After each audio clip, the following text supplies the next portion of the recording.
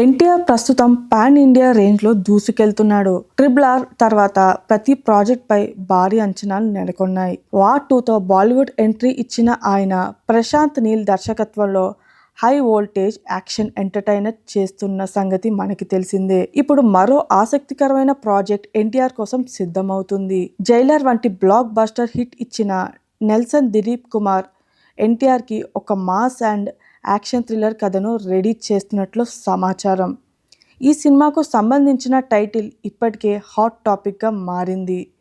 NTR mass అపీల్కి తగ్గట్లుగా rock అనే powerful టైటిల్ను పరిశీలిస్తున్నట్లు టాక్. సినిమా సెట్స్ పైకి వెళ్ళకముందే ఈ సినిమా పెద్ద చర్చలో ఉంది.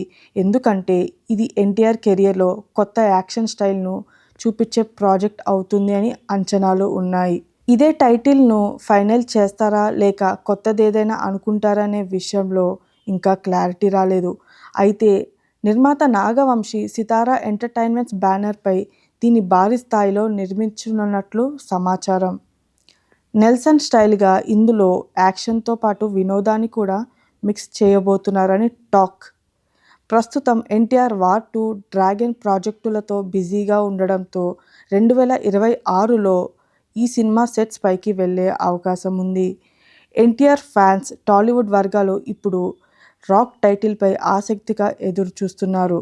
ఇది ఫైనల్ అవుతుందా లేక మరేదైనా సర్ప్రైజ్ ఇవ్వబోతున్నారా అన్నది వేచి చూడాల్సిందే. కానీ ఒక్క విషయం మాత్రం ఖాయం, ఈ సినిమా ఎన్టీఆర్కు మరింత మాస్ అపీల్ తీసుకురావడం గ్యారెంటీ.